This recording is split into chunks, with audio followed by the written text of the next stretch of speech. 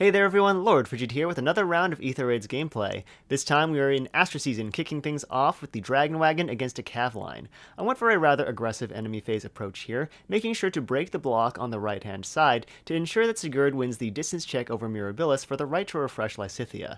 This ensures that Nana has no way of getting to my team on the first enemy phase, which is not strictly necessary, but it is nice to keep the enemies at a safe distance for a little bit. I then transitioned to having Idunn take out the Sigurd on the enemy phase, ensuring that there is one less refresher to thwart my plans. Nana ended up going over to the left, but that was perfectly fine because Wagon was able to take her out. Despite the fact that the heavy trap is real, Elamine simply broke the concert hall and allowed Plumeria to provide a refresh to Wagon. And then, of course, with the Divine Fang bonus and triangle advantage, Sothis was able to easily wipe the floor with Saros on the enemy phase. After that, it was just a matter of grabbing the ether structures. Mirabilis' threat range looks quite large, but it's just due to the Tempest, so it's not going to be active on this enemy phase. And after that, it was simply a matter of repositioning Elamine and Sothis close to the ether structures, and then Naga was able to finish the job. In match number 2, I deployed the Dragon Wagon team into this space coverage setup. Again, space coverage, not space suppression. The enemy team is threatening a decent amount of space, but they don't threaten it particularly well. I stuck Idunn in the range of Corrin, and because Saros receives Mirabilis' refresh, Corrin is the only unit who will be able to attack my team on the enemy phase. The rest of the enemies just advance pretty mindlessly. With Ether up, Idunn is able to take down Shamir, and actually I noticed that Alm, Leaf, and Mirabilis all have overlapping threat ranges on the right edge, on the right diagonal rather, and Naga was able to sit in range of all three of them and comfortably tank each enemy and take them out. In fact, with the greens off the board, Naga could have probably closed out this map if I'd really wanted her to.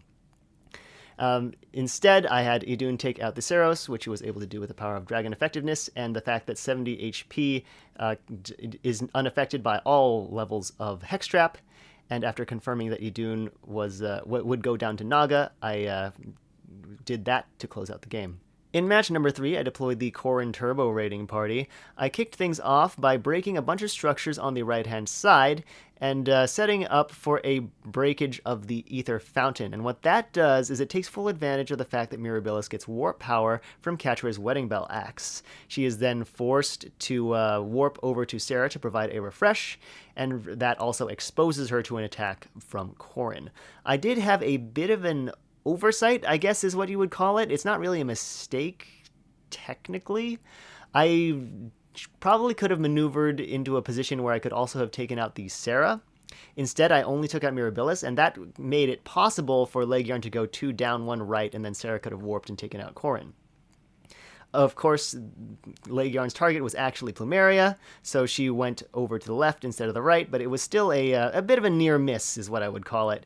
Something that I could have seen and just didn't. As it is, I was able to take out both ranged cavalry, and after that, it was just cleanup. I had Corrin take out Otter and Sarah on the enemy phase, and then after breaking the Ether Amphore, I was also able to place Lilith in range of Catria with her warp abilities once I determined that Catria did not pose a significant threat. And that was a pretty nice closer to match number 3. In match number 4, I deployed the Dragon Wagon team against this space coverage setup. I used Elamine to apply False Start to Walhart to prevent his Wolfberg from activating, because that prevents counterattacks status would have been pretty devastating for Idunn, and would have rendered her unable to take out Walhart and Corrin on the enemy phase. After that, I actually made a pretty serious error. I forgot that Gatekeeper has Harsh Command, and I placed Naga in range of Nana. Because of that harsh command, Nana was able to have her panic neutralized, and she almost took Naga out. That was quite unfortunate. Fortunately, with bonus stats, Naga was able to survive, and after that, cleaning up was pretty easy, but it was definitely a pretty serious misplay to forget about the harsh command in that situation. After that, I just needed to clean stuff up. I think I just hard retreated, making sure to try and break some structures. I wanted to see if I could get the Saros and Gatekeeper to split up.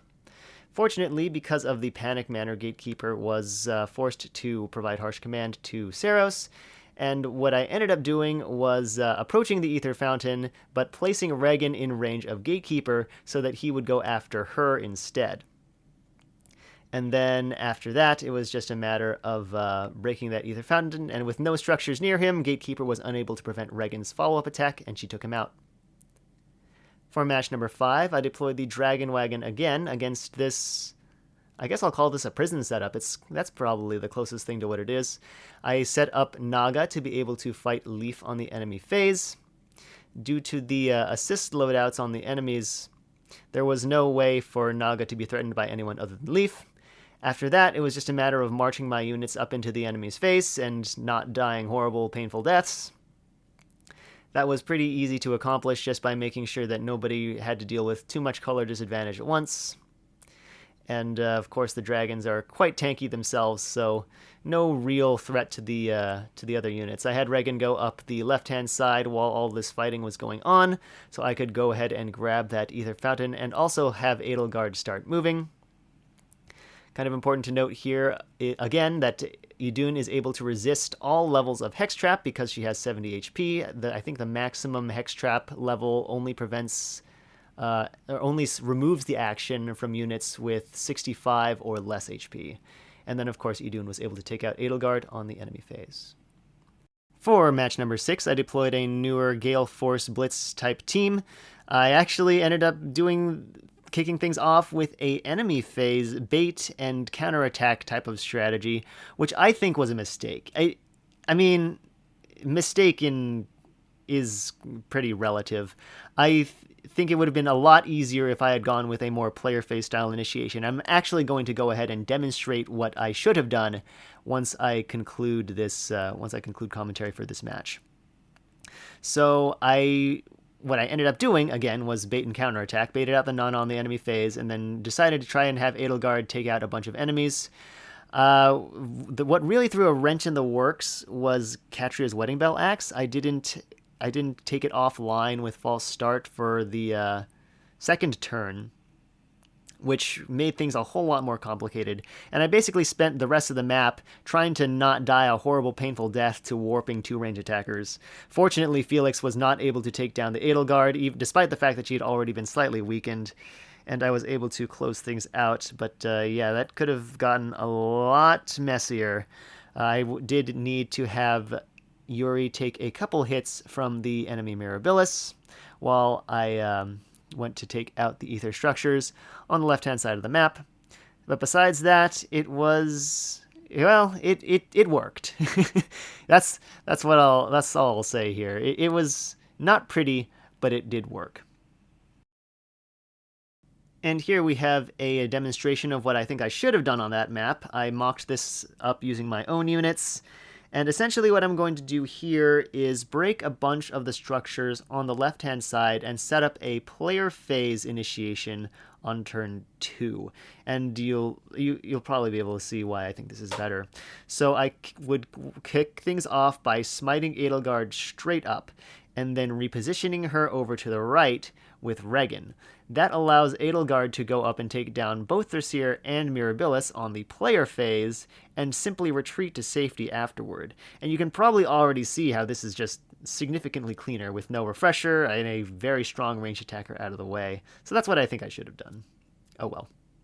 In match number 7, I deployed the Dragon Wagon team. I was able to take full advantage of Naga's newfound fighting capabilities to place units in range of Dimitri, Crom, and Python, and take them all out handily. I did need to activate Idunn's duo skill, so that Crom wouldn't have his armor effective damage to threaten Sothis with. I'm actually not sure if that was strictly necessary, but with with Legendary Crom, I just didn't really want to take the chance.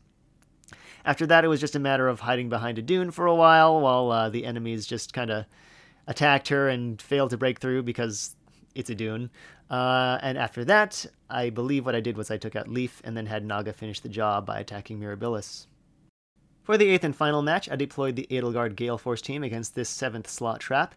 Interesting thing to note here is that Azura does not have flyer formation. She is completely dependent on Wedding Bell Axe to get the warp power she needs to jump out in front of Catria to provide the refresh. So by providing false start to stop Wedding Bell Axe from triggering, I was able to force Mirabilis to provide the refresh instead. After that, I was able to break the catapult with Yuri and have Edelgard take down both refreshers, and after that I just needed to respond to the enemy's movements.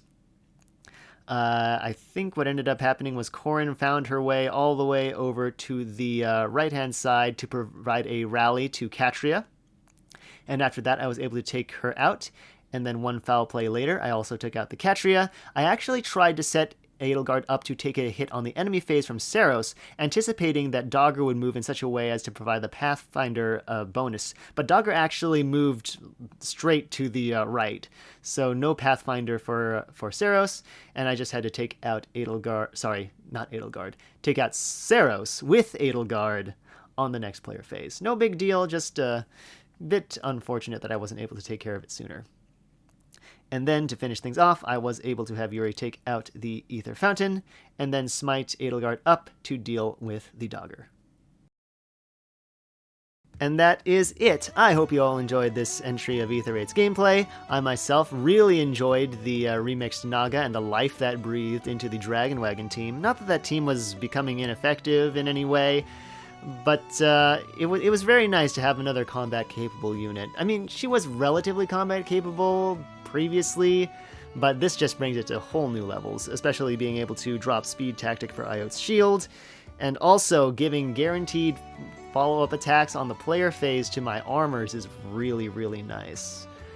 Let's see here. I will be doing a video for the current light season that will be coming up next week, so look forward to that. And as always, thanks so much for watching, and I will catch you next time.